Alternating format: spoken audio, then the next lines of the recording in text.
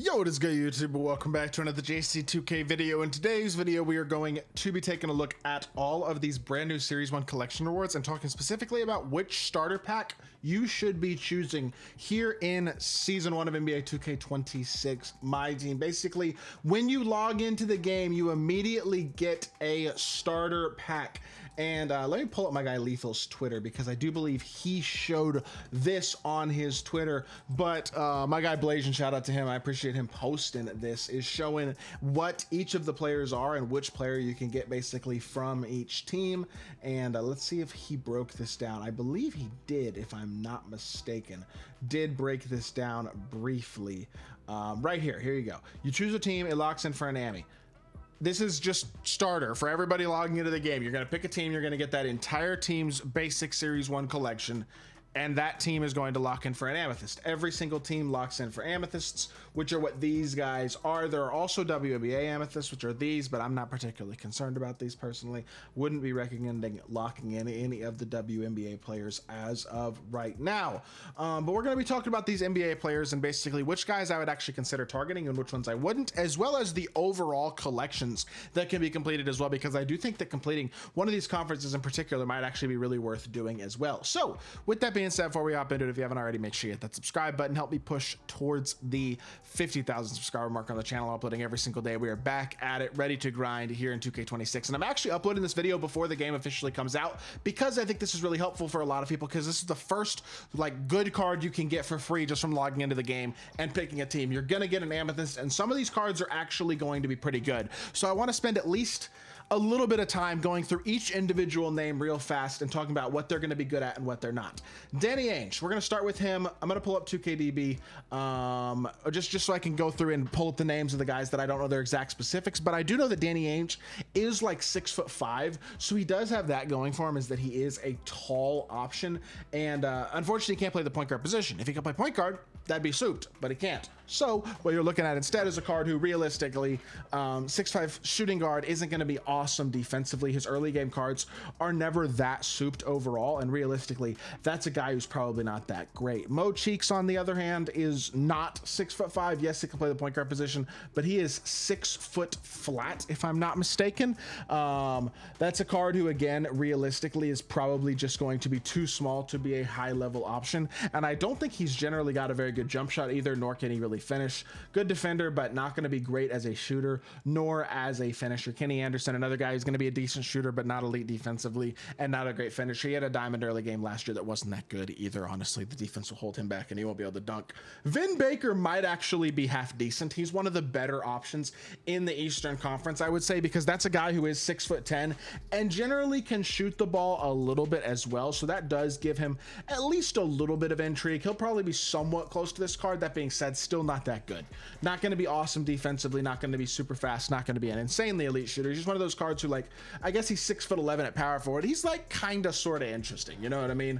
Tree Rollins, a non-shooting slow center, that's a pass. Dennis Scott is a 6'8" small forward but won't be special at anything. That's also probably a pass to me. Ronnie Cycli, if he's anything like his diamond last year, is actually a pretty solid card. A little bit of shooting ability, not the slowest center in the game, but he will probably be worse than that diamond was. That being said, the diamond was actually pretty good. So if he has 70 something speed and decent, can at least hit a wide open three shooting ability somewhere in the 60s, he's one of the better options.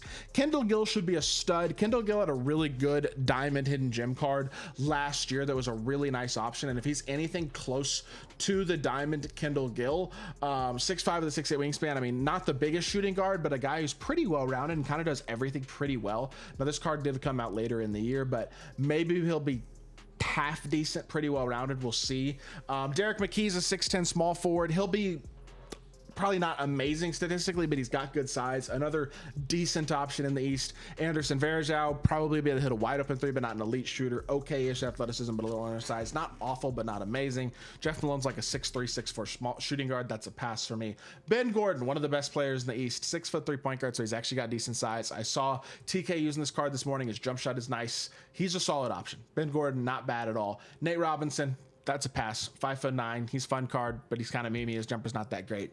Not going to be good with his size. Tracy Murray has a great jump shot, but people have told me, despite him having a great jump shot, this card doesn't play much defense. I think a couple people have looked at his stats and badges and animations, which we can't do as of right now. We can't look at the stats and the badges because I don't obviously have access to the game, which is why we're using this early access stuff as well. But Tracy Murray, he had a Ruby last year who was all offense, no defense as well, so that makes sense. And then Lambier's jumper is going to be absolutely atrocious. He'll be an okay card statistically, but the jumper will hold him back without a shadow of a doubt. So none of the Eastern Conference players to me really jump off the page, but if you want to go Eastern Conference, guys like Kendall Gill, Ronnie Cycling, Ben Gordon, those are kind of the ones that stand out to me. Potentially Derek McKee, Van Baker. Absolutely would recommend checking stats further, stats and badges further to pick which one you want for sure. But again, it's not insane. Now, the reason that I think the Western Conference is better is, number one, there's a couple guys in here, one in particular who I really think is a great choice, but also additionally, the Western Conference, if you get all 15 of these players, which eventually you can grind towards and work towards, is getting these Series 1 collections filled up because they're not that expensive.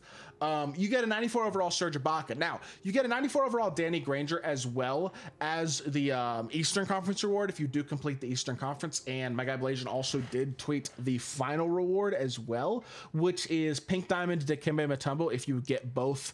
I guess there are they're WNBA players as well, but there's a Pink Diamond Dikembe Mutombo if you get both Serge Ibaka and Danny Granger, if you get all the Series 1 players basically. Dikembe probably won't be that insane. I'm not sure he'll be worth spending all the MT to get all those players individually as of right now, at least because of how expensive that will probably be. But because he's probably going to be kind of slow. He's an inside, but realistically, the lack of speed will probably hold him back a bit. You could definitely use insides at this point in the year, but I think speed more than anything will be kind of the thing where it'll be like speed and lack of shooting. That's just kind of going to be annoying.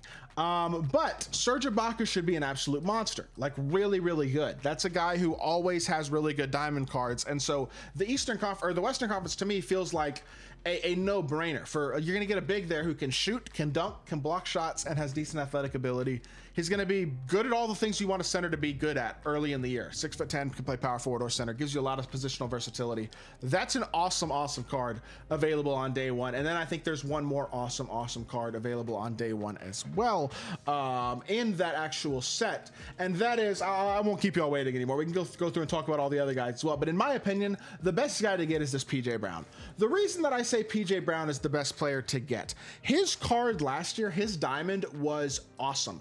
But not only that, this card was great. Came out in December, was an elite level big. So keep that in mind. He had a 73 three ball, 81 speed. This PJ Brown has like 79-ish speed, something like that, with a 67 three ball. So his stats aren't quite as good, but he has a high enough three ball release to where he will be able to hit a wide open shot. He's going to be absolutely awesome defensively. That's what he was really good at in real life, is that defensive end of the court, 95 interior, 95 block. Like, he's going to probably have 90 plus interior and block, decent perimeter ability, decent speed, especially for a day one big, being in the high 70s, pretty athletic as well. This card should be an absolute stud, not to mention, on top of everything else, his jumper in 2K25 was really good. Marcus Morris base, George Hill upper, really smooth. If he gets that same jumper at 26, which I think he will be an absolutely awesome option at the power forward center position as a day one card that you can get entirely for free, literally just for logging into the game. To me, that's the guy that I personally would look to pick. Now, there are other players that I would still consider picking up from here if you don't want PJ Brown. A couple other names that do jump out to me. I mean, Jamal Mashburn, Doug West, not amazing, but Corey Maggette probably going to be a pretty good card. He's had some good diamonds in the past. Guy who generally is kind of good at everything, so that's kind of a good, well-rounded shooting guard option on day one. Antonio McDyess should be a stud. He's always had some decent cards. A guy who can generally shoot the ball at least a little bit. Question again with him will be, is the three ball high enough? With PJ Brown, it is 67's high enough to hit. Will 70 on this diamond, will he have like a 65 three ball? If he does, he's a decent option as well, but he is only 6'9" at power forward. He'll be, to me, probably a worse version of like a PJ Brown. Donyell Marshall, not going to be able to do much besides shoot. Spencer Haywood's a more undersized version of PJ Brown. Alvin Adams won't be able to shoot, neither will Joe Barry Carroll. Coutinho Mobley is too small and not good enough defensively for shooting guard. Kermit Washington can't shoot. Avery Johnson won't be that great. Mike Bibby, also not going to be that great. Derek Fisher, not going to be that great. And Olden Polianice, I don't believe, has ever been able to shoot in my team. So I don't think he'll be good either. 43 ball, 75 speed on his card. Last year, his Amethyst. So again, to me, Western Conference, PJ Brown is the guy to get, and then kind of start filling in some of the other teams. The Corey Maggettis and Spencer Haywoods and maybe a Jamal Mashburn or somebody like that. Antonio McDyess. Guys like that can come in as your next options, potentially fill some other holes on your team. But for day one, considering you get one of these players absolutely for free, I feel like PJ Brown is the guy to go to. And I thought dropping this video before the game even came out would be a good idea because, again, you only get the opportunity to choose this once. After that, you're gonna have to buy all the players to complete the set. That's gonna be more expensive. You only get one of them for free. PJ Brown is the one that I would recommend taking. Now, with that being said, that is going to do it for today's video. I hope y'all did enjoy. If you did, make sure you hit that like button, leave a comment, and subscribe. I'll be back with more 2K content very, very soon, and I appreciate y'all. Peace.